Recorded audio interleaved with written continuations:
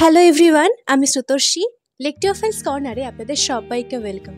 তো আজকে আরেকটা সুন্দর বইয়ের রিভিউ নিয়ে আমি চলে এসেছি এবং এই বইটা যারা পড়েছেন আমার মনে হয় যে আমার মতো অনেকেরই বইটা ভালো লেগেছে। কেন ভালো লেগেছে বা বইতে এক্স্যাক্টলি কী রয়েছে সে সম্পর্কে তো আজকে আসবই, কিন্তু যারা বইটা পড়েছেন তারা অবশ্যই আমাকে কমেন্টে জানাবেন যে আপনাদের ঠিক এক্স্যাক্ট কী অনুভূতিটা হয়েছিল। তো বেশি দেরি না করে শুরু করবো আজকের ভিডিও, এবং এই ভিডিওটা একদমই স্কিপ করবেন না। এটি যার লেখা, তার সাথে কথা বলা, দেখা করা, তার সই নেওয়া সহ এই বইটা পড়ার পুরো জার্নিটাই আমি আজকে শেয়ার করব। তো লেটস স্টার্ট।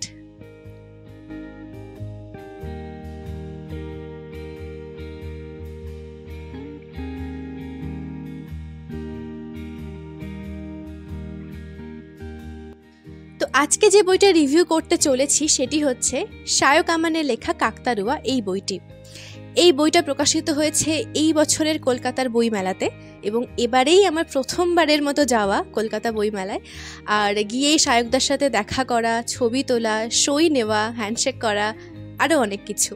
তো প্রথমবার যখন এবছর বইমেলায় গেলাম তো প্রথমেই আমি পত্রভারতীর দোকানে ঢুকেছিলাম এবং সেখানে প্রচুর বই দেখার পরে এই বইটা আমি তুলে নিই এবং ঠিক তারপরেই আমি লাইনে দাঁড়িয়েছিলাম বন্ধুদের সাথে, কারণ প্রচুর বড় লাইন হয়েছিল শায়কদার জন্য। তো যখন শায়কদা আসে প্রথমবারের মতো মানুষটিকে দেখা এবং এত ছুটে যাওয়া ওনার সাথে দেখা করার জন্য, কথা বলার জন্য, এবং ওনার অমায়িক ব্যবহার, তো সব মিলিয়ে ভীষণ ভালো লেগেছিল আমার। আর প্রথমবার যেহেতু আরও বেশি স্মৃতি বহন করছে, যেখানে শায়কদার মতো মানুষের সাথে দেখা হয়েছে, কথা হয়েছে, এবং এই বইতেই রয়েছে তার ছোঁয়া, তার অটোগ্রাফ, আর সাথে তো ভীষণ সুন্দর কিছু মুহূর্ত। তো এই বইটা আমি তারপর থেকে কেনার পর থেকে এতদিন পর্যন্ত আমার বাড়িতে বুকশেলফেই রয়েছিল, ঠিক এই বুকশেলফটাতেই রয়েছিল। তো হঠাৎ করে একদিন পরিষ্কার করতে করতে মনে পড়লো যে আচ্ছা, আমার তো বেশ কিছু বই এখনও পড়া হয়ে ওঠেনি, তো সেই বইগুলোর মধ্যে এইটা ছিল একটি। তো আমি বের করি এবং এই বছরের পুজোর ছুটির মধ্যেই আমি বইটা পড়া কমপ্লিট করি। আর সে যে এক অনুভূতি, সেটা তো সত্যি বলার নয়। এই বইটা যারা যারা পড়েছেন তারাই একমাত্র জানেন যে কি সুন্দর বই।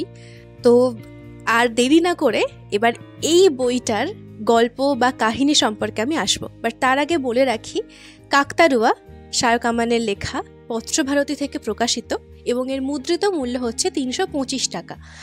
আর তার সাথে রয়েছে একটি সুন্দর জিনিস যেটি আপনাদেরকে দেখাতেই হবে, এবং সেটি হচ্ছে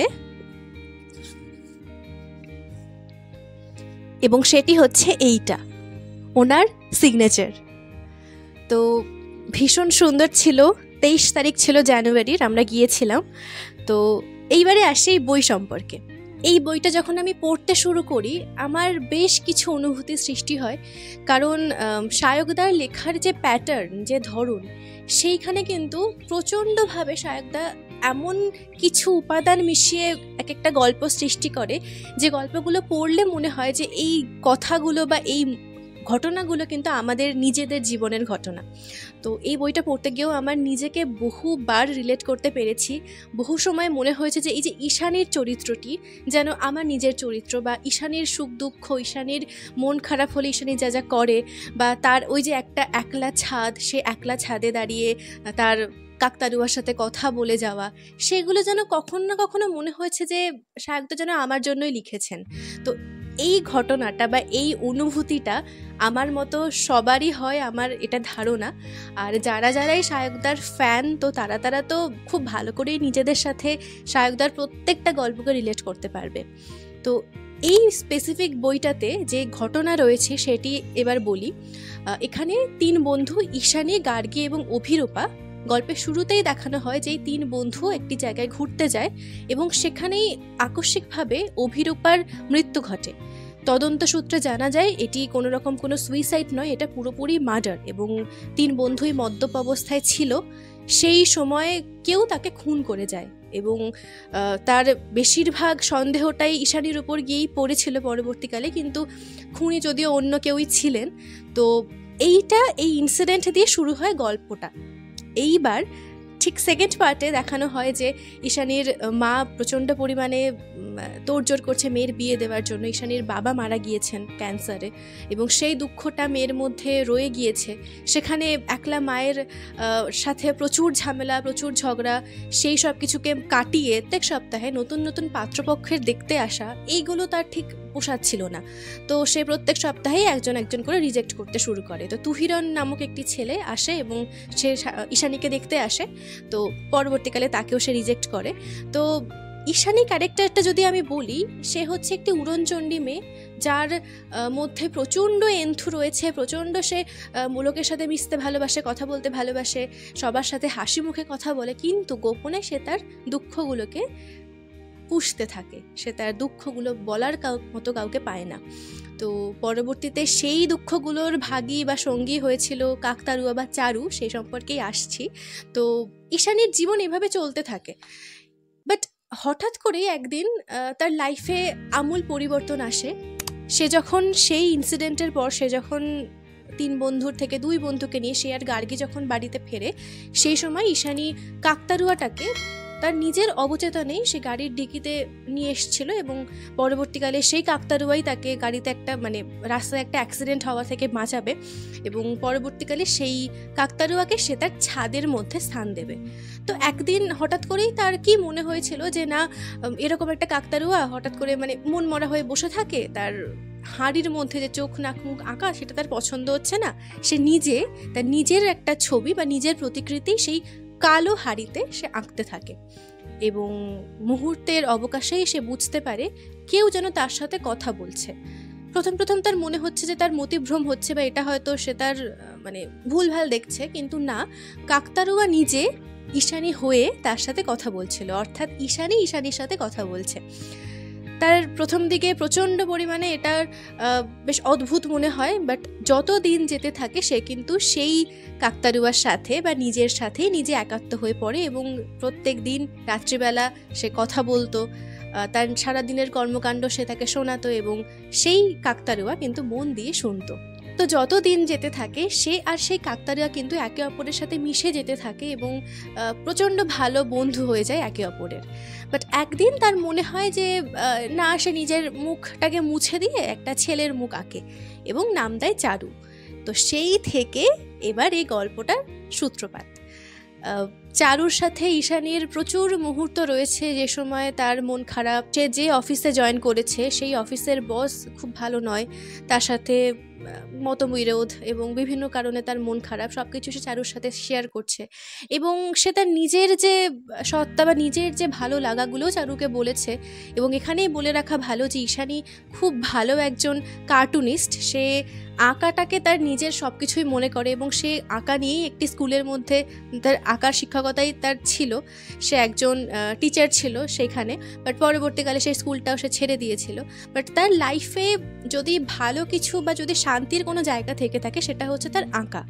এবং চারু সেই আঁকাটাকে বা তার সেই সত্তাটাকে, সেই প্রতিভাটাকেই চারু বাঁচিয়ে রাখতে চেয়েছিল। তো একদিন হঠাৎ করে ঈশানীকে বলে যে ঠিক আছে, তো একটা কাজ কর, যে আমরা দুজনে মিলে রাত্রিবেলা কলকাতা ঘুরতে বেরোবো এবং সেখানে বিভিন্ন জায়গায় সে কিছু জিনিস আঁকবে।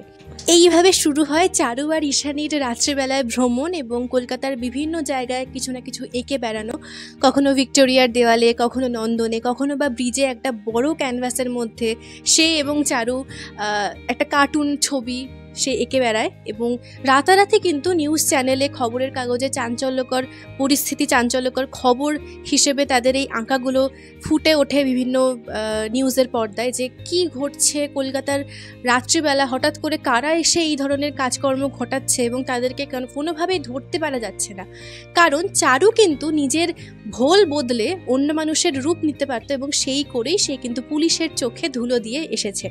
তো এভাবেই চারু আর ঈশানীর মধ্যে একটা বন্ধুসুলভ সম্পর্ক গড়ে ওঠে এবং যত আরও দিন যেতে থাকে চারুর সাথে আরও যত সে একাত্ম হতে থাকে, যত চারুকে তার মনের দুঃখগুলো বা তার যে না পাওয়া অপ্রাপ্তিগুলো বা এই যে অভিরূপা তাদেরকে ছেড়ে চলে যাওয়া, অভিরূপা অর্থাৎ বন্ধু হারানোর একটা যন্ত্রণা প্লাস বাবাকে হারানোর যন্ত্রণা, কারণ ঈশানীর জীবনের অনেকটা অংশ জুড়েই ছিল তার বাবা। তো সেখানে এত কষ্ট, এত যন্ত্রণা সে যে এত বছর ধরে লুকিয়ে রেখেছিল, সেটাই কিন্তু সে যখন চারুকে বলতে শুরু করে, যত সে বলতে বলতে হালকা হতে থাকে, তত তার মনের ভার যেরকম কমতে থাকে, তত কিন্তু চারুর প্রতি সে বেশি করে অনুভূতির জন্ম দিতে থাকে। তো এভাবেই ঈশানী আর চারুর মধ্যে একটি সম্পর্কর সৃষ্টি হয়। ঈশানী ভেবেছিল চারুর সাথে সে সারা জীবন থাকবে, বাট চারুর সাথে সে কি সারা জীবন থাকতে পারলো কি না, এবং লাস্টে কি হলো, বা লাস্টের যে ঘটনাটা ঘটলো সেটা কি ঘটাটা উচিত ছিল কিনা, সেটা সম্পূর্ণভাবেই পাঠকের ওপর, পাঠকের মনের ওপর। আমার তো পড়ার পরে প্রচণ্ড মন খারাপ হয়েছিল, এবং কখন যে অজান্তে 2-3 ফোঁটা চোখের জল পড়েছিল আমি জানি না। শেষটা সত্যি কাম্য ছিল না যেভাবে লেখক শেষ করেছেন, এবং এই যে তার মানে হ্যাপি এন্ডিং হওয়াটা সায়কদার লেখার একটা মানে কি বলবো চ্যালেঞ্জিং ব্যাপার। সায়কদা হ্যাপি এন্ডিং খুব একটা করেন না। ভাসান বাড়িতেও হয়েছে সেরকম, জোনাকির রঙেও দেখতে পাই আমরা, এবং কাকতাড়ুয়াতেও সেম জিনিসই ঘটলো। তো শেষ পর্যন্ত চারুই থেকে গিয়েছিল, ঈশানীর মুক্তি ঘটে। তো এইটা একেবারেই কাম্য ছিল না। বাট যে মোমেন্টসগুলো ঈশানী চারুর মধ্যে দেখানো হয়েছে, লেখক ফুটিয়ে তুলেছেন এত সুন্দরভাবে, মনে হতেই পারে যে এগুলো যেন আমার আপনার ঘটনা, এবং আমরাও কোথাও না কোথাও গিয়ে চারুর মতো একটা মানুষকেই হয়তো খুঁজে বেড়াই, যাকে দিনের শেষে সবটা বলা যায়, বা যার কাঁধে মাথা রাখলে ঘুম চলে আসে। তো তাদের মধ্যে এই যে ভায়োলিন বাজিয়ে গান করা, কখনো কখনো জাস্ট কিছু না ভেবেই বেরিয়ে পড়া, ঘুরতে বেরোনো, রাতের কলকাতা দেখা, ছবি এঁকে বেড়ানো, তার এই যে প্রতিভাটাকে বাঁচিয়ে রাখা, সব কিছুই কিন্তু চারু নিজের দক্ষতায় করেছিল। কিন্তু শেষটা আর শেষ হয়েও হইল না শেষ, এরকম একটা ব্যাপার যে ভবিষ্যতে আর ঈশানী চারুর সেই জুটিটাকে হয়তো আমরা খুবই মিস করব। বাট এই গল্পের বইতে আপনারা সব রকম অনুভূতি পাবেন, ঠিক বন্ধুত্ব, ভালোবাসা, প্রেম, বিরহ, দুঃখ, পিতৃবিয়োগের যন্ত্রণা, বন্ধু বিয়োগের যন্ত্রণা, সব কিছুই রয়েছে। সাথে ঈশানীর মায়ের সাথেও তার যে এত ঝগড়াঝাটি, এত কিছু, সেটাও পরবর্তীকালে মায়ের সাথেও কিছুটা সুন্দর হয়ে গিয়েছিল, এবং সেটা যে চারুর দৌলতে, সেটা ঈশানী বুঝতেও পারেনি যে কখন চারু ঈশানীর ভূমিকায় তার মায়ের এত কাছে চলে এসেছিল, মা তাকে এত ভালোবাসতে শুরু করেছিল। তো এই বইতে আপনারা সব কিছুই পাবেন। তো এই বইটা যখন শেষ হয় আমার সত্যি ভীষণ মন খারাপ হচ্ছিল। জানি না কেন এই বইটা এরকমভাবে হয়তো শেষটা না হলেও পারতো, এত সুন্দর একটা গল্প। বাট স্টিল বইটা সত্যি ভীষণই প্রিয় একটা বই। তো যারা যারা পড়েছেন অবশ্যই জানাবেন।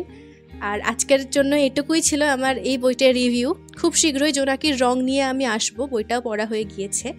আর এছাড়াও অন্যান্য ভিডিও নিয়ে আমি আরও আসছি, সুতরাং অবশ্যই আমার চ্যানেলে চোখ রাখবেন, আমার পেজেও চোখ রাখবেন।